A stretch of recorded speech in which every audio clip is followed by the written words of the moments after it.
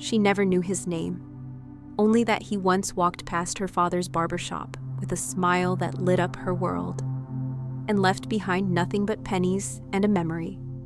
Years later, soaked in rain and shame, he walks through her door again.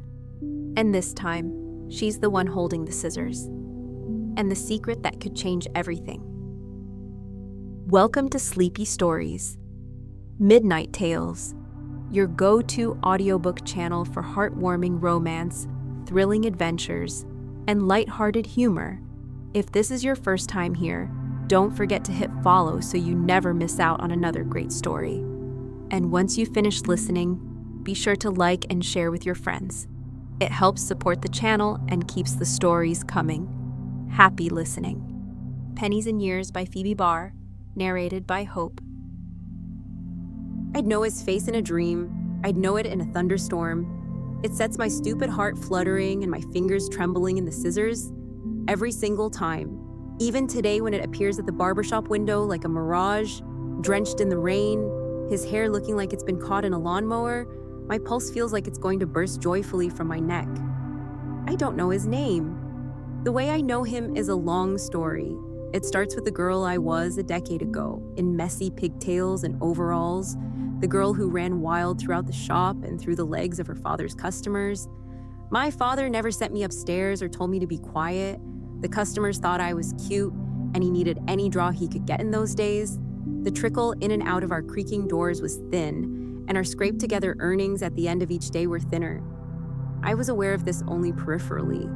I knew my father's face was lined and gray when he went to bed at night, and I knew he sometimes set dinner in front of me without setting anything for himself, but I was young enough to think that was normal.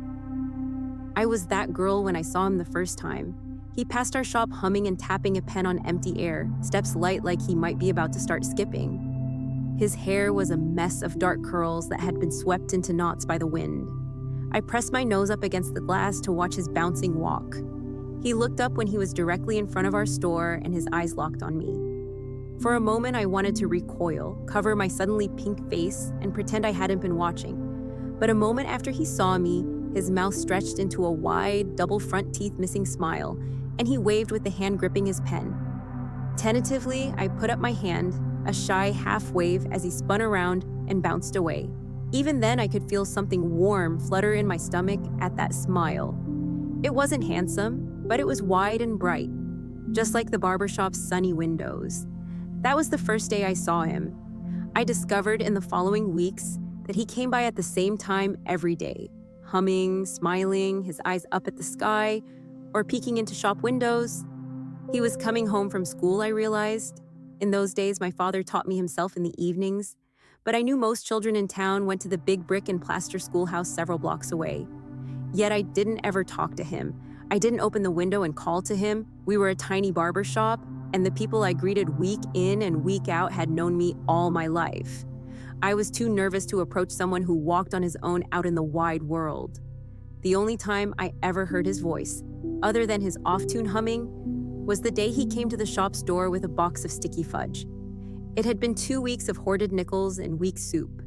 I'd hid in the opposite corner when I saw him coming to the door, too nervous to speak with him head-on. But I smelled the fudge even across the shop, dark, rich chocolate and sugar, the kind that would melt over your tongue and leave its taste behind for hours. My mouth watered as I breathed it in. My father had come to the door and was listening as the boy explained he was selling them for a nickel apiece. I don't know what would have happened if I'd come up to my father and begged him for the fudge. If he'd have rearranged our finances, chosen another tiny luxury he could live without, to get one of them for me. I don't know whether I'd have used the opportunity to speak to the boy for the first time, or whether I'd have retreated and perhaps never known anything of him, but that he walked by our shop and had the world's most captivating smile. But I didn't move or make a sound, and my father, looking weary and sad, shook his head and said we didn't have the money. The boy only shrugged and left that day. I went back to playing in the sunlight and ignoring my hunger. Beginning the next week, though, when the boy came by, he came to our door again. I hid in the back again, and when my father approached him, he presented him proudly with a penny. I gave my parents the money from the fudge, he said, but I kept a penny for you, because you don't have enough money. The penny looked brand new. It caught the light and sparkled like a tiny star when the boy handed it over. And when my father took it, I saw his lined face break out for the first time in weeks into a smile. "Thank you, son," he said. "That's very kind of you." Even then, I knew a penny was too little to change anything for us. But as he walked away, his curls windswept and his hand still tapping the air like an instrument, as I saw the quiet warmth in my father's eyes as he stared down at the penny, I thought it was the best thing I'd ever seen anyone do. I never did talk to him. I never gained the courage to go up and introduce myself, but he began stopping by 2 or 3 times a week on his walk home from school with new pennies he'd found on the ground, pennies he'd won in bets with his schoolmates, pennies he'd kept back from his earnings when he sold more of his sticky fudge around the neighborhood. Sometimes the pennies were rusty, greenish like the photos I'd seen of the Statue of Liberty, and sometimes they were dark and faded, like they'd been soaking in a gloomy bath for 100 years. But once in a while, they'd be fresh and new and sparkling, like the first time. "One day, maybe they'll all add up to something," the boy said to my father. I imagined him bringing us enough pennies to build a towering copper castle. Years passed like that. At some point, he should have become one of the familiar faces, one I could greet casually and charge past and nearly knock over as I played, but it was always different for him, somehow. The last time he came in, he was 6 inches taller than he'd been the first time I saw him, and his teeth had grown in large and white. My pigtails had dropped down into braids, my overalls exchanged for jeans, but I still hid when he handed over his penny. "I came to tell you my family's moving away," he told my father, "to the next town over. I won't be coming to the shop anymore." My father put a hand on his shoulder. "We'll miss you, son." He seemed to be hesitant to leave. He clasped his hands behind his back, shifting from foot to foot. And I wanted to... "What is it?" His eyes flickered around, and I thought for a moment they caught on me. Just as they had on the first day, when he'd only been walking past the window, unaware of who was inside, unaware of the entire world encompassed for me within this shop. But this time, my pulse jumped too quickly, and I did what I'd considered doing then.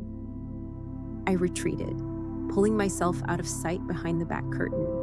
And he left, and that was the last I ever saw of him. I began learning to cut hair from my father, getting the hang of scissors and razors and dyes and polite conversation. Business started to do a little better. We added up larger and larger earnings at the end of each week. The days of sporadic, uncertain meals disappeared behind us. We never became rich, but we stopped having to hoard our cents. The boy didn't come back. He disappeared from my life like some tiny guardian angel. Until now, I'd know his face for 1,000 years, and that's him outside. My father's out, and I'm here alone. I've just been cleaning up after my last customer, but I'm frozen now. Scissors still held aloft, mouth agape as he enters. I barely hear the old-fashioned bell above the door chime. "Hey," he says, and his voice is a little rougher, a little deeper than I remember, but it's still got the same cadence. I can still hear his humming in the back of my mind. He rubs the back of his neck, not touching the dripping, slashed-up mess that's his hair. "Hey, I don't know if you remember me?" My own voice is breathless. I do. He stares down at the floor. He looks as though he doesn't know what to say. "What?" I swallow. "What happened to you?" He touches his head ruefully. "My little sisters decided it'd be funny to cut my hair up while I was taking a nap." His little sisters. A laugh rises into my throat despite myself at the image of 2 younger versions of him snipping his hair into its ridiculous current formation as he slept. When I giggle, his smile returns. And yes, it's just as I remember it. Memory didn't do it justice. Under the ugly mess of his hair, it's only more beautiful than before. I was supposed to ask this girl I like on a date today. He spreads his hands. But I can't ask her like this. "You need a trim." His gaze drops. I don't have any money. Something tugs between my ribs. Oh, I know what those words mean now. I understand, as I didn't yet the last time I saw him, what it means to not have enough money. I know the shame of it locked around the discomfort.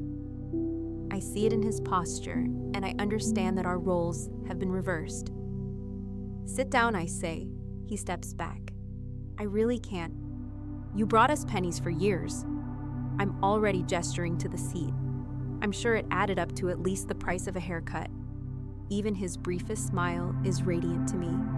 He sits, and I take a towel and gently dry his head and shoulders, leaving his hair damp but not dripping. I pick up the scissors again and will my hands to quit their trembling. After all this time, I still feel exactly how I did. I settle into the job with a hand that's long practiced by now, cutting his hair close and neat. I want to keep as much of it on his head as possible. I run my fingers softly through it. The way it curls, I murmur. I clear my throat. The way it curls, your hair, it hasn't changed either. His eyes meet mine in the mirror. They're gentle and fond, an expression that makes my lungs feel sucked empty. I don't know what I've done to make him look like that. The boy that brought us pennies every other day when I was too young to know what poverty was. The boy that looked for them on the sidewalk just to give to us when my stomach was always grumbling. Just to be close enough to him now, to trim his hair, feels like lying in the sun somewhere soft and warm. Just to see him again, to know no part of him was my imagination, feels like floating. I put my hands on his shoulders when I'm finished. What do you think? He examines himself only briefly before his mirror eyes return to me. Perfect, thank you. Good enough to ask your girl on a date? I ask, half teasing again, half encouraging.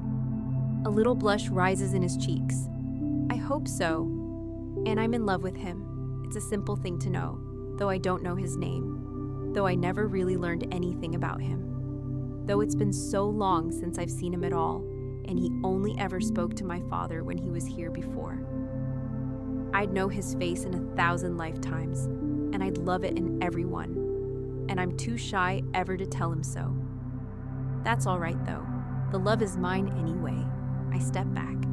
Then go on. He turns to look at me. I never got your name. It's Mikala. Elias, he says. Elias. I like it, though I think I might like any name attached to him. And then Elias stands, slowly. His eyes are still on me. I'd expected him to head immediately for the door, but he doesn't. There's that hesitation in his face again, the uncertainty in his stance, like he's waiting for something else to happen, like he's working up the nerve to say something else. You really don't have to pay, I say. His hand reaches out toward me, then freezes, aborts. It drops back to his side. It was like an unconscious gesture, I think. One he thought better of a second after he couldn't stop himself from starting it. I stare at him.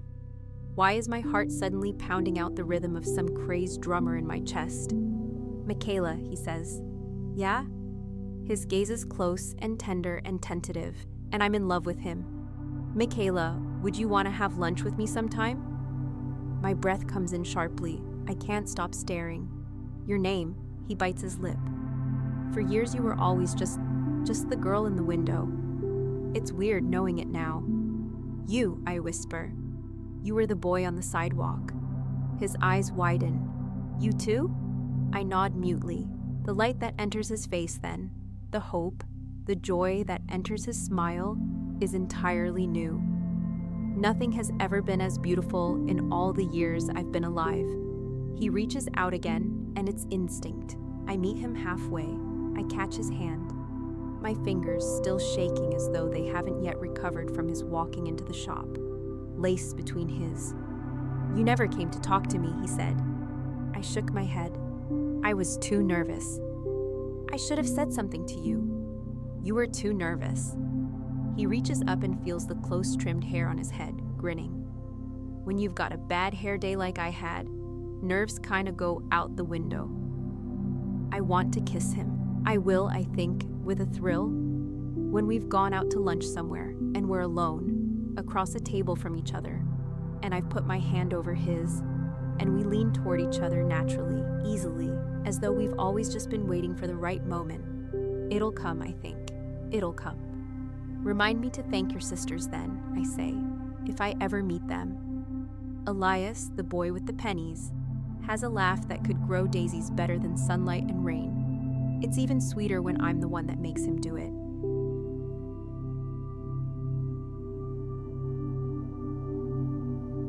Thank you for listening to today's story. Did you enjoy it? Which part stood out to you the most? Do you have a favorite character or moment? Let us know in the comments below. We'd love to hear your thoughts. And don't forget to like this video and share it with others to help support the channel. Your engagement keeps us motivated to bring you more amazing stories. See you in the next one.